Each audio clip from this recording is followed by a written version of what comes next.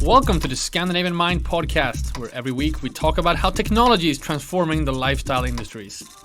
Today on the program, can fashion solve overproduction? This is a big topic, and we're going to talk about why it's so hard to get real data on global textile production, the need for recycling and the technological challenges to do it, the new market for discarded textiles, and what really are the solutions to this problem. I'm Konrad, Olsson, editor-in-chief and founder of Scandinavian Mind, and I'm here with, as usual, my junior editor, Erik Sedin, and premiering on the show, Megha Prakash. Megha, welcome. Thank you. Big day. Big day for the podcast, I think, to have Megha on the show. Attentive listeners recognize Megha's name from our reporting online. I wish I could say Megha is a staff writer. She is actually our intern for this season, and I have big hopes on her continued contribution to the Scandinavian Mind platform. But welcome, Megha. Thank you. All right, so the reason I wanted to do this topic, it's a big topic. There's lots to discuss, but it's a kind of looming topic that affects so much of what we are reporting on in the Scandinavian Mind platform. And it affects the fashion industry at large. So much of the innovations coming out of the fashion industry, so much of the problems discussed, the challenges comes down to this actual topic. We're going to try to dissect this as best we can. And I think we can do a pretty good job because we have done quite a lot of research on this fall, actually, both for some projects we've done with some partners to us, but also for upcoming reports that we are publishing in the Scandinavian Mind platform. So I just wanted to take the opportunity to sort of, while we have it sort of top of mind, dissect this a little bit. Maybe Erik, you can start with this. It's hard to define. I've said sometimes 130 billion garments per year, but we don't know actually what it is. Yeah, it is. Both Megha and I, everything we write about and report about on our website, and for everything we do as Scandinavian Mind, it usually comes back to this problem of how terrible the fashion industry is, and it all comes back to overproduction. And what overproduction is, it's kind of speaks for itself, like the name. In short, it's when companies produce more than they can sell. But why it happens is that's a bit multifaceted. But if you put it short, it's like this. Excess production for fashion is not born out of miscalculations, like it could be for a restaurant or a hotel. They make too much. Oh, not enough people bought it. Damn, now we lost some money. It's quite the opposite for fashion. It's a very precise calculation of profits and losses, and it's cheaper usually to just produce too much. And there's many reasons to this, but the big culprit, the public enemy number one for fashion is fast fashion. And the rise of it that we've seen over the years. For me and Megha and I, when we've done all these research, one big analysis report we found was the Transparency Fashion Index. They do yearly reports, and for this year, they have talked to and they have surveyed the 250 of the world's largest fashion brands and retailers on their social and environmental policy. So think of a fashion brand, think of a retailer, they probably interview them and ask them about where they get their clothes and where they get the textiles and stuff. So anyways, they didn't tell us, but in the report, they say that the fashion industry has doubled its production of garments between 2000 and 2014, which, doesn't match the amount of consumers or the amount of people on Earth at all. And the production goes through a 2.7% increase in volumes annually. So why does it keep rising, and why is it so skewed from the amount of people and the amount of consumers? Basically because up until the mid 20th century, it's kind of we're talking about an old beautiful saga or like an old beautiful story from a book, but the fashion industry was much slower. It was like 2 to 4 collections per year. How we talk about autumn, winter, and spring, summer. And back then, designers at these brands or at the fashion houses, they would also plan ahead for months, and try to predict the trends. Also kind of, plant a seed for trends of this is how people will dress this winter or whatever. Now today, this is what the Transparency Fashion Index has written too. Now we have micro seasons and we have so many collections that we basically have, 52 collections a year, one every week. except instead of 4. And I know, Konrad, you told me, I don't know if you told me this on the podcast or if you told me this off air, but you had this example of Shein, the terrible Yeah. example of fast Yeah. fashion, how they Yeah. would rip off designs from celebrity Instagram posts, right? And then how did it go? I think you know it better than me. Yeah, this is anecdotal, but I've heard people in the industry talk. I don't shop at chain. I don't see it, but sometimes they just rip social media photos or pictures from Pinterest or whatever, trending pictures, do a super fast production of them. Actually, use the actual social media picture as the product picture because they don't have time to photograph the garment. Sell it out in a day or two and they take it down. So there's no chance for whoever is the owner of the photo to even react because they've already sold the garment. The SKU is already down from the website and they're off to the races. And Yeah, exactly. the numbers I've heard are that they have about 60,000 SKUs, meaning like individual styles per season, whereas for other fast fashion companies, it's more like in the 5 or 6,000 range. So I Mm, mean, it's a tenfold increase from this exactly. new player. Yeah, and if we're gonna keep up to that tempo, you got to have to source the materials and you have to create the Mm, garments quickly, and that means terrible quality, right? It will always mean that. Like I said before, and it's all about making a profit. That's what these fashion brands know. They don't care if they produce too much. So it's out with the old and in with the new, sped up to the max. And mm, this eventually trickles down to producers, brands, retailers, and also the end consumer. And like I said, this whole phenomena of overproduction and fast fashion is just built on the idea that it's easier and it's cheaper. I think we have to be clear about that, to just get rid of excess clothing. yeah. Reselling and donating clothing for a brand or for a retailer usually comes with like logistical and administrative costs that could be quite high. In example, in France, companies can recover the value added tax for something that they made or bought in when they destroy and burn it, but not for when they donate it, for example. So if That's you buy in insane. too many clothes, you can just throw it somewhere or burn it up. You can get the tax back, the VAT back. So Mm. it's less expensive, and that's the way it goes. All right, thank you for that. That's super interesting. But all of this comes down to something called sell-through rate, which we found some data on. I'd love for you to bring that up. But I think to understand how the fashion industry works, and you're absolutely right, brands calculate with this, and the whole Mm, industry calculate with this because everything that ends up on the shop floor in traditional physical retail or in the warehouses of the e-commerce platforms is not being sold. It's not even being sold after sales and so forth. And this is something they calculate. Not even it's not only the fast fashion brands. In the case of the fast fashion brands, the damage is larger because usually the quality is worse and people wear it less and so forth. And I'm sure we'll get into that when it comes to the numbers. But it's definitely I'm sure this is as present in even the luxury companies. But let's talk about the sell through rate because that's a sort of a key factor in this.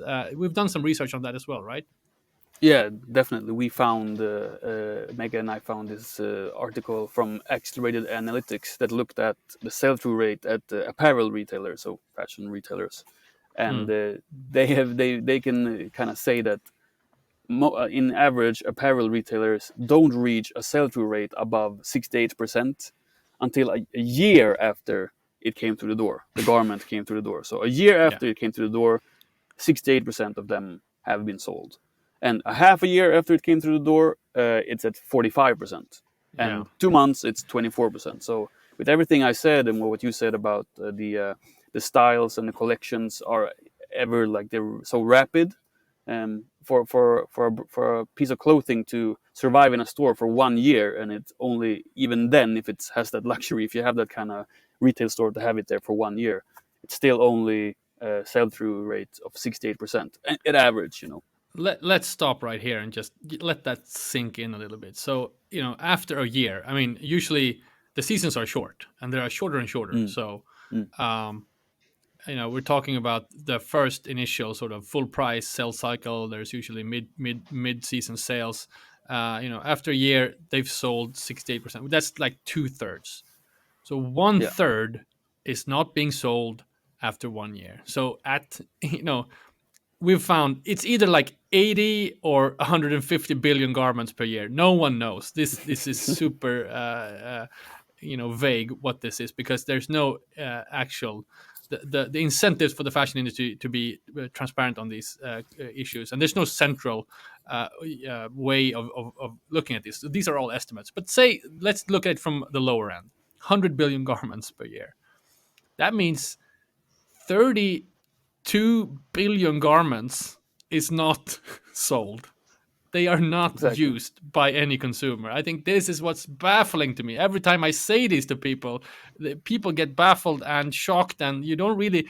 It's almost like when you're thinking about how big the universe is and does it end or does it not end. It's almost that type of number. You can't take it in.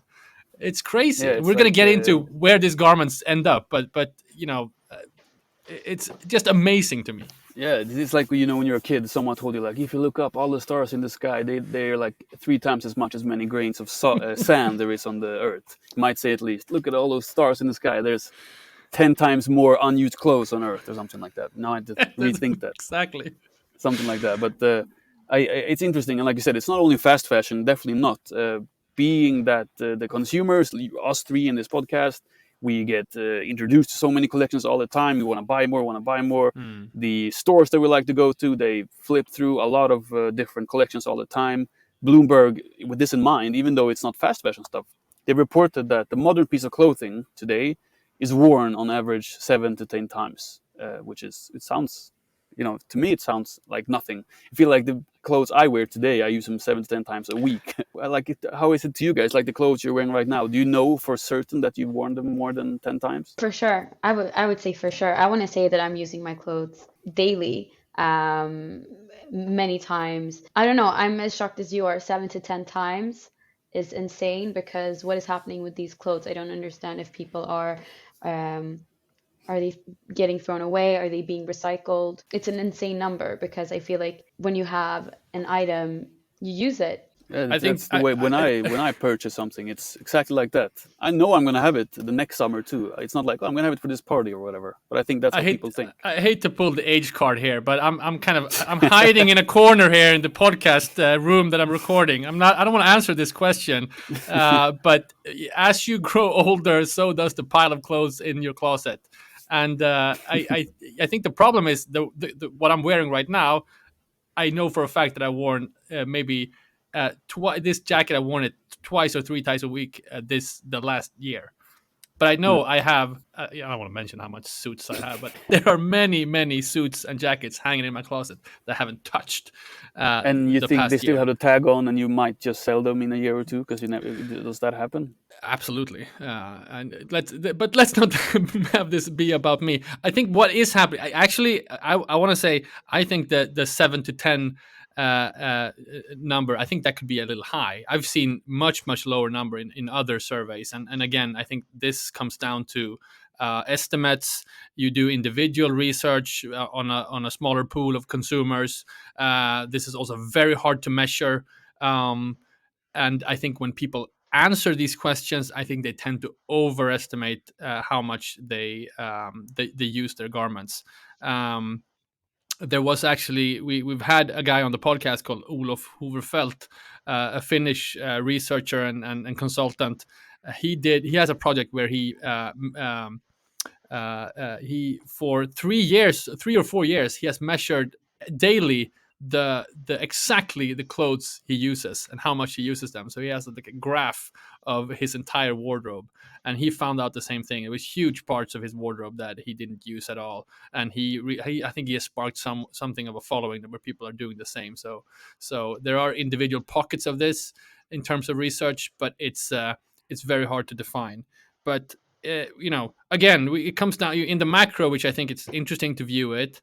Is there are some of these brands coming out talking about the clothes we produce are used more by our consumers. We encourage people to buy less and buy better and use more. That all is all well and good, and I think when we talk about some of the solutions, that's part of it. But again, 100 billion garments. a third of it is not used at all or not even touched by the consumers, and what's being sold is being used 7 to 10 times. So it goes to saying majority of what is produced every year has to end up somewhere that's not with the consumers. So let's talk about where this happens, because there was a great article out just a few weeks ago, actually, um, by Bloomberg Business Week, where they had, this was the first time I'd seen a magazine or newspaper actually send reporters to some of these places, because what we're seeing is there's, because of these enormously mountains of clothes that are being produced, they have to end up somewhere. So what we're seeing is in countries like Ghana or Tanzania, or there are a few places in South America, basically have been sort of the waste baskets of the world. Countries that have, for a fee, decided to accept all these clothes. Yeah, it's How come? interesting. That same article mentioned how globally less than 1% of clothing is actually remade into new Yeah, garments. yeah. And they mentioned how Zara and H&M and all these big fashion houses, they would, they would tell their consumers to, like, hey, come in and give us your old clothes. You'll get a discount on new clothes and we'll recycle them and everyone wins and fashion is great and let's buy more and let's recycle more. But the thing is, like you said, 1% gets recycled, the rest of it Mm. is just shipped because they think, oh, we're greenwashing here, we're donating it to charity, but it ends up in these poor countries with no infrastructure that doesn't know what to do with all these clothes, and it affects them negatively.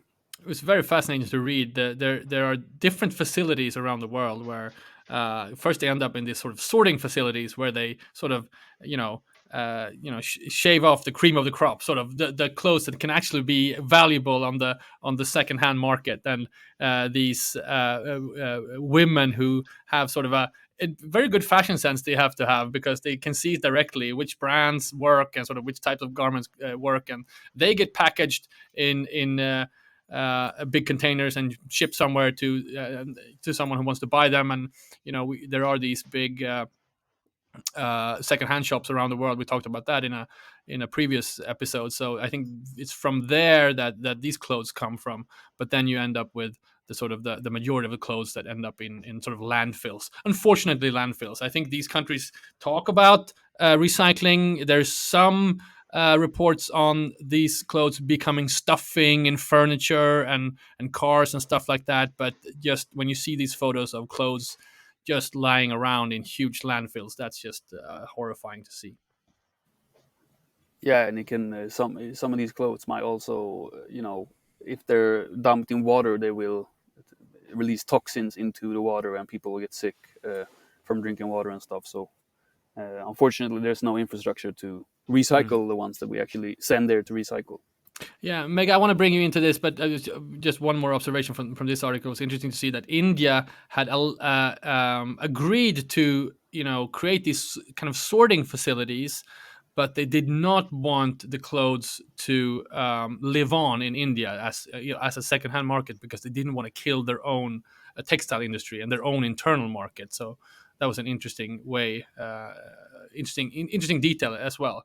But Megha, you've been part of doing this research, and is there any other way to look at this problem in terms of other data or like hidden statistics that could shine a light on this problem? For sure. I mean, what Erik and I kind of sought out to do when we started this research was we wanted to find an actual number, Mm, some kind of hard statistics that will tell us this is how much we're producing, this is how much we're consuming, and this is how much we're wasting. And we kind of ended up with no numbers at all. So It's a dead we end. just it's a dead end. So we decided to kind of put a spin on it and highlight the fact that no one is compiling any kind of data on how much of these 3 points we're documenting. We don't know how mm, much we're producing, we don't know how much we're consuming, and we don't know how much is ending up in the landfills. We just know that it's happening. So, and it's hard because as the Bloomberg um, article mentions is that even though these brands are offering, you can go recycle your items with us, they're still offering like a 10% coupon code or a voucher. And so they're kind of rewarding you to consume even more Hmm. while still trying to be sustainable. And that kind of contradicts the whole point of trying to think more sustainably. And that's exactly the point, how they're flipping the agenda to match them, these big fashion brands and these people that are greenwashing their service or their sales. But we also looked at that. I spoke about it, the Fashion Transparency Index. They also, when asking all these 250 the biggest brands and retailers in fashion, they also had most of them didn't answer, right? Exactly. So out of these 250 brands, 85% did not publish or disclose their production volumes, which means that they're not being transparent in their supply chain. So we don't know how much is going to waste. We don't know where the textiles or materials are coming from. And um, if brands aren't basically disclosing their supply chain, nothing's going to change either, because no one's going to really ask these questions of where are the items ending up when they're not being sold. Exactly. So I think that's interesting that 38 out of 250 wanted to share that. And if you look at 85% is just one big, it's a big chunk of just dark hidden statistics. How can we then sit here and talk about, oh, how many garments? Because we basically don't know what we're talking about. We really don't kind have of a clue. kind of case in point. But there are, I Yeah. mean, to that now, I think that's a good pivot before we get too depressed and want to kill ourselves on this podcast. Talk about some of the lights at the end of the tunnel, because there is stuff happening on the legislative arena. There is new policy coming out from EU when it comes to the need for textile recycling and other things. We're going to actually do a special on what's happening on the EU level in an upcoming episode. So I think that's part of it. There's also talks about doing kind of product passports for EU. So meaning if you are importing something from another country, be it Bangladesh or India or China, wherever, you actually have to be accountable for how it's being produced. Mm. And so forth. So these are things that are happening. We're going to get back to that. I don't know as much as I want to about it. That's why we need to do another podcast about it. I also think it was interesting to bring up a comment at the Swedish Fashion Council did their launch of their report just the other week, and there was a comment there. Erik, you remember this from a guy from McKinsey, right? Yes, so we spoke about it last episode, but Jonathan Janmark, he said that he thinks, and McKinsey, they think that in 2023 we will see the first ever volume drop in fashion. And it could be because of many things. He brought up like the macroeconomic situation right now, and the recession and the Mm, war in Russia and everything. So, mm. or in Ukraine. So, but it's still a very interesting point how usually the fashion industry, fashion transparency index, they've said that, oh, it's only going up, it's going up, it's going up. Now McKinsey is saying actually for next year it might go down. And for people that are interested in talking more about this, we talked about it in the last episode about how Gen Z are more interested in buying secondhand, not so Yeah. interested in buying new made stuff. Yeah, and I guess the fast rise of Shane is contradicting even that statistic. So people Yeah, are always obviously exactly. interested in more fast fashion. So it's a Yeah. complex issue. But let's bring up. I think it's worth bringing up a few things that could actually be a kind of solution to this. I was recently at the opening of Renewcell's new factory up in Sundsvall in the north of Sweden. They are opening the first really big cotton recycling facility in the world, I think. So Renewcell is a startup we have covered quite extensively in the platform. We have had them on our transformation conference. This is hugely interesting, kind of a game changer if we can have this on scale. So obviously they don't cater to the entire industry. There are some technicalities around it that it's challenging, so they can only recycle clothes that are basically 100% cotton. I think up to 95% cotton it needs to be. So they can't use these mixed materials. So having mixed materials is a huge issue, and what we know Mm, from a lot of the fashion that's produced today, especially in the fast fashion space, there's a lot of mixed material clothing. Um, of course. so I think you just increasing the level of recycling is huge, but it's kind of a drop in the water from where we are right now. And from what I could see when I visited the factory, it was not like it was like a big piles of random H&M clothes that went into these recycling facility.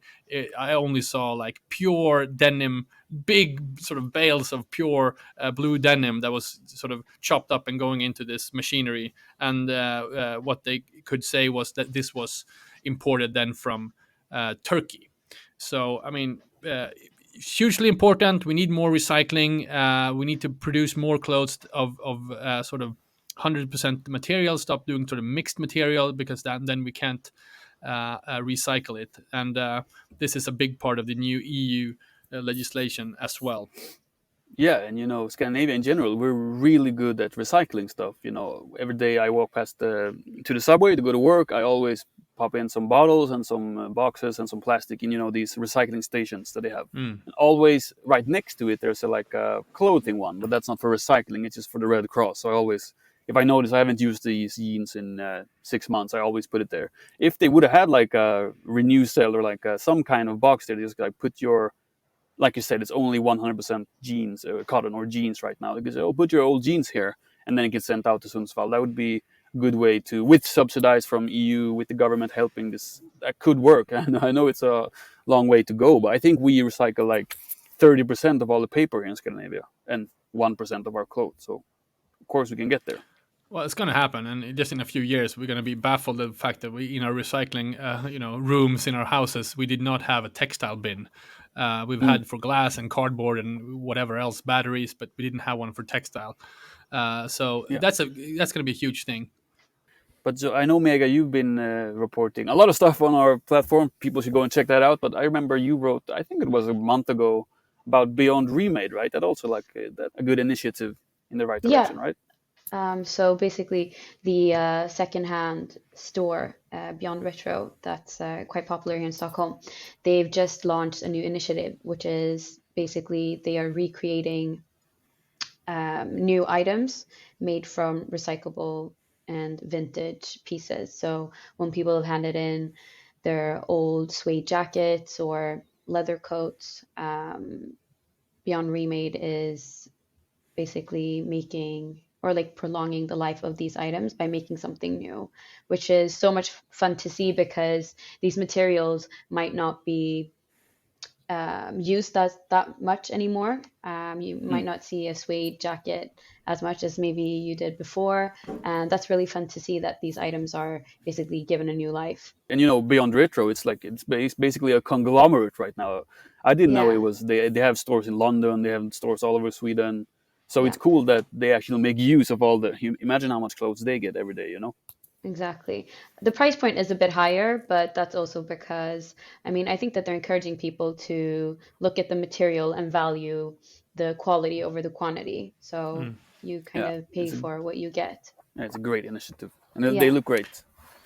Yeah, and there's a lot happening on this front. I think that this plays a huge part. I don't think right now. I'm not sure how much it moves the needle on the 100 billion. But we've reported on rave review and Huda Kuva and some of the new talents coming out of Sweden. I recently was in Helsinki, met with a wonderful fashion designer called Laura Juslin. She runs a design studio called Juslin Manaula.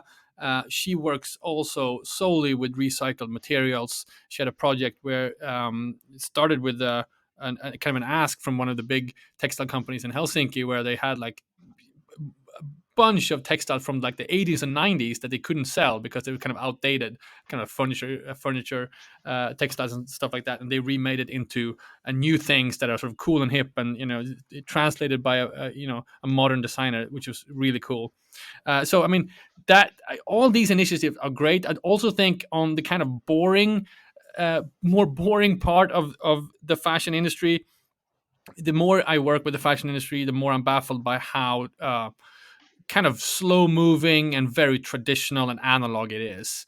And a lot of the innovations that's been poured into the fashion industry has been with the past 15 years has been about new ways to sell clothes online. So in the digital space, so digitizing the fashion industry has basically been about just creating more ways of buying these these garments, and this has probably just enhanced the production of textiles. But I think new technologies that can make us solve this problem with the sell-through rate, for instance. So if we can increase the sell-through rate, meaning not only that we basically sell and use the clothes that we produce, narrowing the gap from what was it, 68% up. If we can get that up to 90, that would be amazing.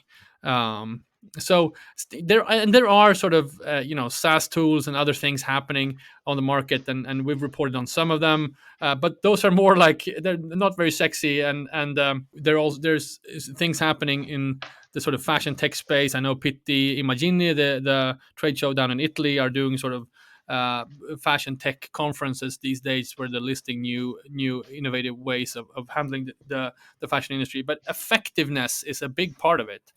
And lastly, we should mention our favorite topic on this podcast, the metaverse. I've talked about it many, many times. We have been, one of the reasons we've been doing this research is about our upcoming report on digital fashion, where the simple argument, not to go into it too much, is can we transform some of the novelty and need for aesthetics and identity and just the way fashion works as a kind of a communicator to the people around us? Can we translate some of that into a digital space? We should be able to sort of lower the impact on the planet. And I've mentioned my daughter as an example more than once on this podcast, where she as much as she'd like a new cool physical garment, she probably wants a digital one more, because that gives her a higher level of, I don't know, credibility in her peers, because that's where they hang out, right, on Roblox.